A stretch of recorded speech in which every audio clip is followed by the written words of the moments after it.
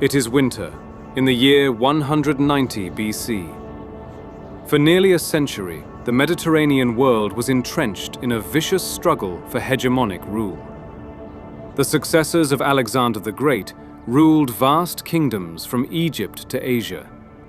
This vast empire, known as the Seleucid Empire, dominated the majority of the East. In the West, fresh from a long and tedious war against the mighty Carthage, was the relentless, disciplined, and increasingly unstoppable Roman Republic. It was but a matter of time before the two strongest factions from the West and East would eventually cross paths.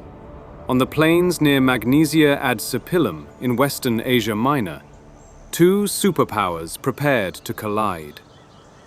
On the western front stood the Roman Republic, led by the Consul Lucius Cornelius Scipio Asiaticus, younger brother to the more famous brother Scipio Africanus, the conqueror of Hannibal. Scipio Africanus was reported to have been ill the day of battle and granted command to his younger brother.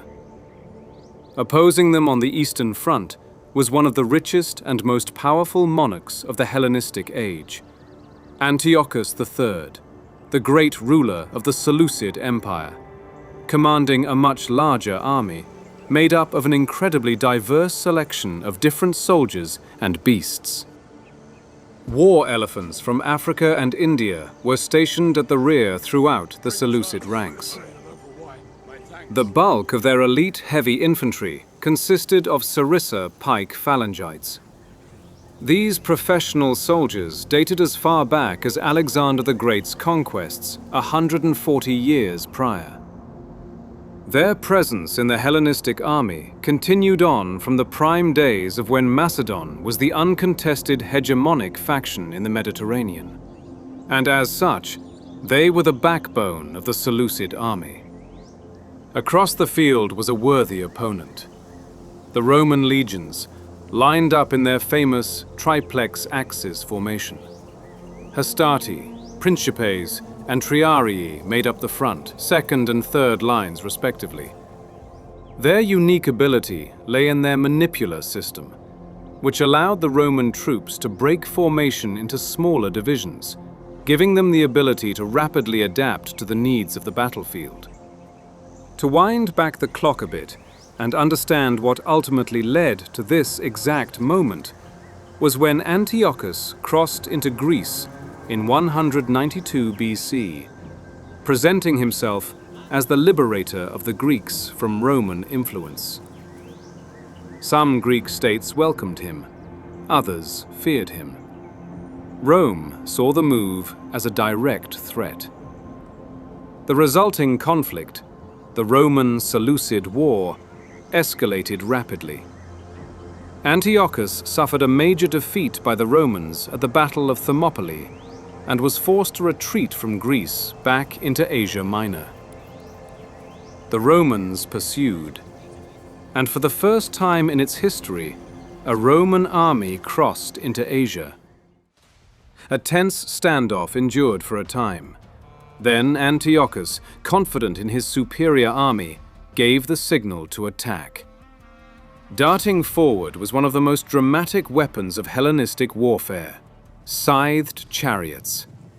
They attacked the Roman right, which had strong allied contingents from Pergamon, commanded by King Eumenes II. But the Romans and Pergamenes were prepared. According to ancient accounts, Eumenes ordered his missile troops to part way, allowing the scythed chariots to harmlessly pass through the gaps. Once past, they loosed javelins and slung stones into the advancing chariots. The hails of missiles were devastating, dismounting many of the charioteer riders. Then the allied Pergamene Roman cavalry swooped in and put a swift halt to the disorganized and panicked charioteers. The chariots were rendered utterly useless.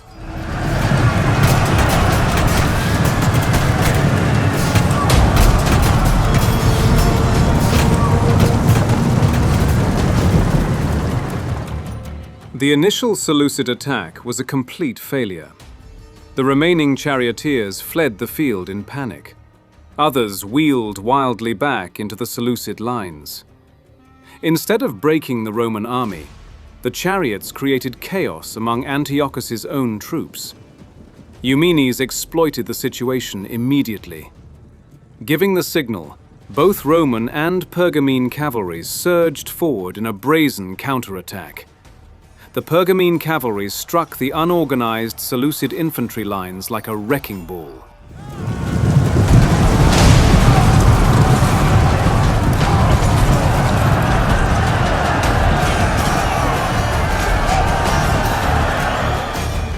The ferocity of the Roman Perganese charge was so fierce that most of the Seleucid left decided fighting was futile. They turned and fled the battlefield. A loyal but small section of elite Seleucid heavy cavalry refused to cower. They stood their ground and fought fiercely. But ultimately their struggle was for nothing, as they were abandoned, outnumbered, and surrounded. Once they were swiftly dealt with, the Roman right gave pursuit to the fleeing enemy, ensuring that they didn't regroup and return to the battlefield later. Although it was a complete catastrophe, the destruction of his entire left flank, Antiochus was not a man to be defeated by minor setbacks. He took action. He organized his heavy cavalry on the Seleucid right and prepared them for a major offensive. Leaving behind his infantry and war elephants, he personally led his heavy cavalry directly toward the Roman left flank. Stationed at the Roman left was Roman heavy legionaries, not an ideal opponent to attack head-on. Nevertheless, Antiochus had the heaviest and most elite cavalry in the known world. He had full confidence in their superiority.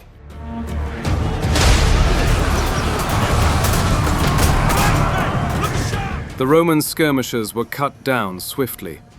Struck first were the lighter hastati at the front, who were not as well armored as their Principae or Triarii comrades. The charge was so devastating that men were thrown back up to 10 feet, disrupting the entire formation.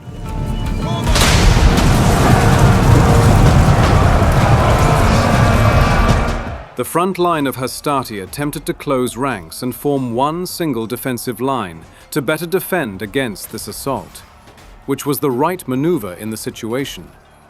But the superiority of the Seleucid cavalry was too much to bear, and had the Roman lines on the back foot. The Seleucid cavalry continued to carve deeper and deeper into the Roman lines. Their mounted riders were covered in metal armor, making it difficult for the Roman legions and their short swords to land a killing blow.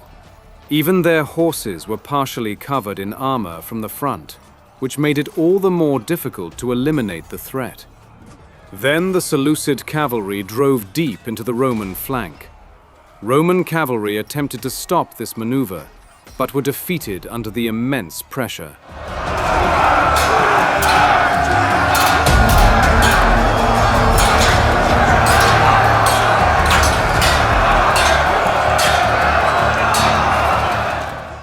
The Seleucid cavalry were winning this fight. They slowly began to envelop the Roman right. It was not certain as to what happened next, besides the fact that the Roman right retreated all the way back to their camp. Perhaps the men lost heart and tried to save themselves. Or perhaps Scipio gave orders for his right to tactfully retreat, as opposed to being enveloped. Whatever the case, Antiochus's cavalry pursued the Romans all the way back to their camp, where the Roman infantry reorganized themselves into a viable defense. Meanwhile, the Roman center marched on the Seleucid center. Antiochus and his cavalry contingents were by this stage too far away from the main battlefield, and were not aware of what was occurring, nor had they received any news. Luckily for Antiochus, he had competent commanders overseeing the infantry on his right wing. They decided the best course of action was to reposition the pike phalanx infantry towards the center to reinforce it against the oncoming Romans. The elephants and their riders weren't as cooperative, it seems, as they fled the battlefield, and took no further part. The worst possible scenario had come true for Antiochus's army. The Roman right, which had pursued the Seleucid left from the battlefield earlier in the day, had returned back to the battlefield. They were now positioning themselves to fully surround the isolated Seleucid center. But still, even with this advantage, the Romans were faced against perhaps the most elite units in the known world. The Macedonian Phalanx, which was the core part of any Hellenistic general's army during the period. Together, they banded tightly into disciplined ranks, with their long sarissa pikes ready to be deployed to full effect. They were anticipating that their general leading the cavalry would return at any moment to even the odds. Fully surrounded, the Seleucid center had no way of escape, and there was still no sign of reinforcements on the horizon. They were on their own. Here on the plains of Magnesia, would the two greatest military systems of ancient antiquity once again collide on the battlefield. It would be Phalanx versus Legion in a straight-on engagement. The last time these systems fought in a major battle was at Cynocephalae 7 years prior, where the Roman legions, after a long struggle, bested the Macedonian Phalanx, thus becoming supreme rulers of Greece. Realizing time was of the essence, Scipio gave the orders to attack. Missiles rained down atop the Seleucid center, cutting into the ranks, inflicting heavy casualties.